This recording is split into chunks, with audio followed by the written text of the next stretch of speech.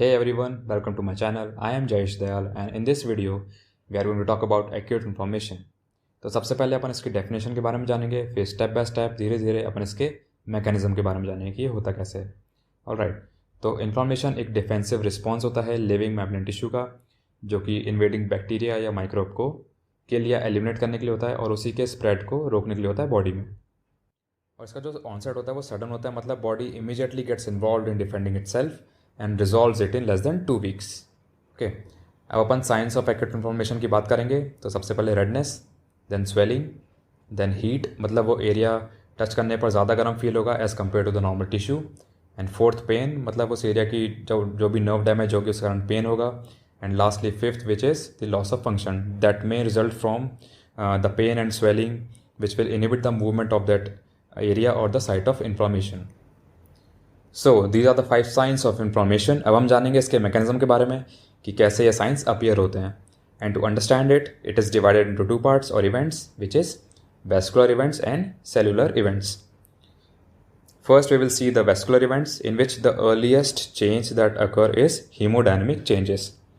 Okay, और haemodynamic changes में first of all बहुत ही short period of time vasoconstriction होता है, फिर वेसोडायलेशन होता है जो काफ़ी लंबे समय तक इफेक्ट में रहेगा, like from 15 minutes to even several hours. और इसी वेसोडायलेशन के कारण जो ब्लड स्ट्रीम होती है वो स्लो हो जाती है और ब्लड फ्लो जो होता है वो स्लो हो जाता है, जिसे हम स्टेसिस ऑफ माइक्रो सर्कुलेशन भी कहते हैं। और यही वेसोडायलेशन काफ़ी इंपॉर्टेंट स्टेप होता है सेलुलर इवेंट्स के लिए, about which we will learn in a while. Okay, so next is alteration in vascular permeability. इसका मतलब जो ब्लड वेसल्स होंगे अफेक्टेड एरिया की, they will become permeable to RBCs, proteins and other blood elements. ठीक है, and the plasma that will move out of the blood vessel will accumulate in the interstitial compartment, मतलब blood vessel के बाहर accumulate होगा plasma and that will responsible for the swelling appearance. ठीक है, जैसा कि अपन ने साइंस ऑफ इन्फ्लामेशन में देखा था। और जो आरबीसीज प्लाज्मा के साथ बाहर आती हैं, they are responsible for the red appearance of that affected area. ठीक है, और red haemorrhagic appearance. And because of this accumulation of plasma, that area will feel a bit hot as compared to the normal tissue. So now we will see the causes of vascular leakiness. इसमें पहला आता है endothelial cell contraction, which is the most common cause of vascular leakiness.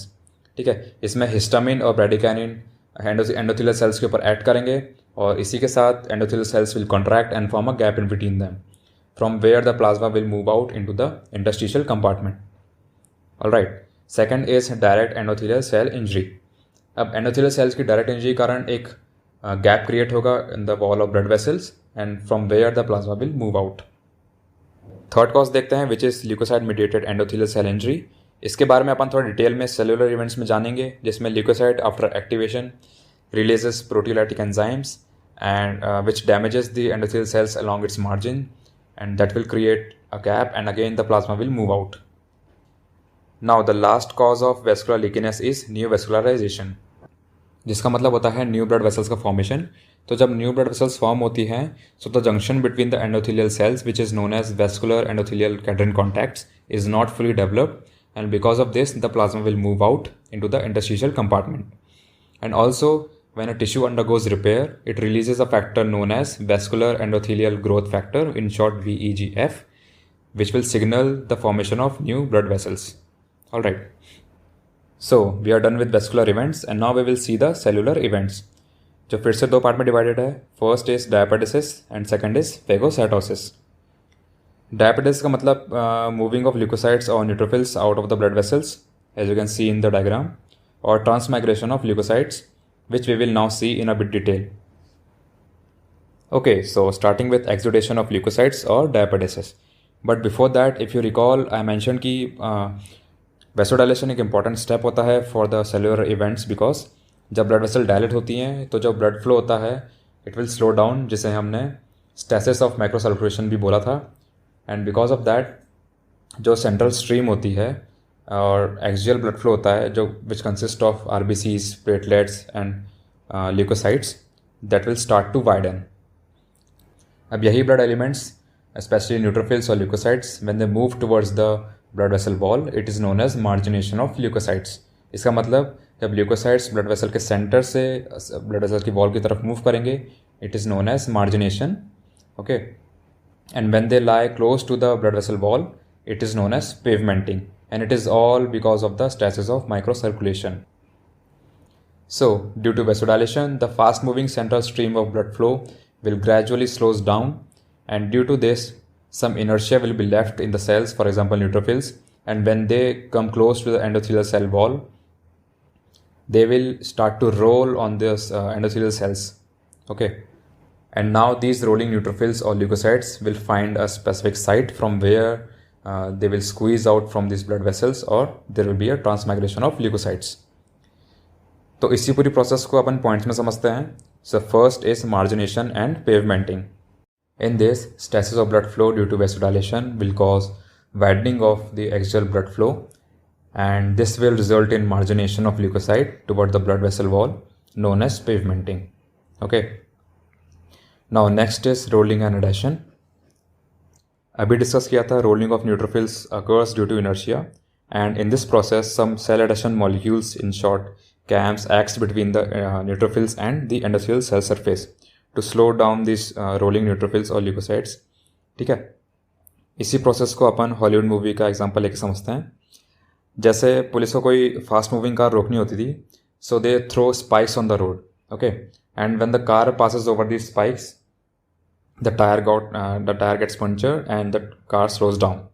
ठीक है, तो यही similar process होती है, बस यहाँ पर कुछ सेल एडेशन मॉलिक्यूल्स वर्क करते हैं in between the neutrophils and endothelial cells, and these cell adhesion molecules are known as selectins, which is present on the activated endothelial cells, for example P and E selectin, and there is one more which is L selectin present on the surface of leukocytes. So now when the neutrophils roll over the endothelial cells, the endothelial cell will recognize and bind to the neutrophil ligands like a temporary lock and key, तो जिससे एक opposing force मिलेगी और जो rolling neutrophils हैं वो और slow हो जाएंगे.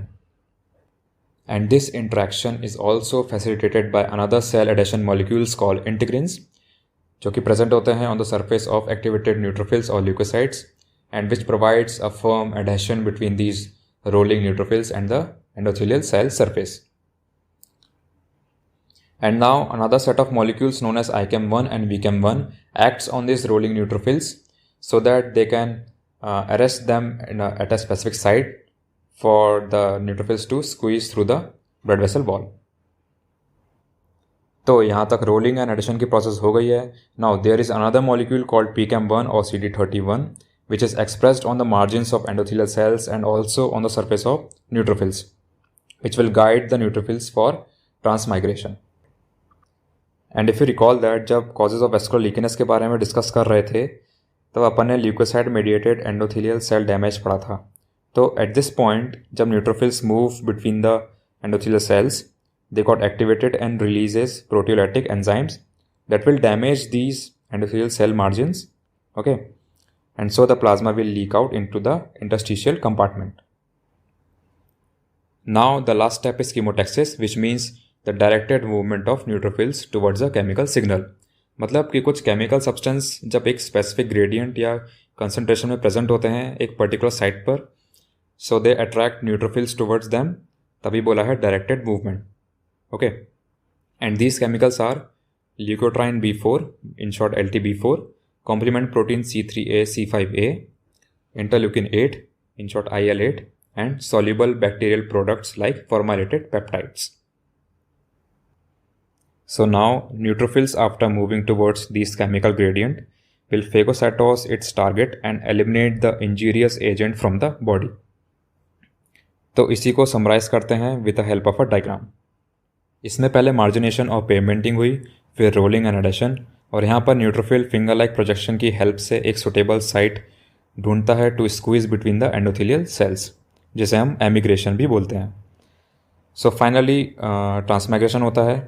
अब इसके आगे की जो प्रोसेस होती है वो एक्स्ट्रा सेलुलर केमिकल ग्रेडियंट पर डिपेंड करती है, which we just talked in chemotaxis. So the neutrophils from fast moving axial blood flow have reached the site where bacteria और injurious agent is present, and now phagocytosis will take place to eliminate these bacteria or microbes. Lastly, we will talk about the phagocytosis और cell eating. अब इसमें first step recognition और attachment की होती है, जिसमें mannose और scavenger receptors present on the surface of neutrophils और macrophages identify the target bacteria. Okay, और इसी प्रोसेस को और सेंसिटिव बनाने के लिए ऑप्सोनिन्स अपना रोल प्ले करते हैं by acting as a powerful कीमोअट्रैक्टेंट।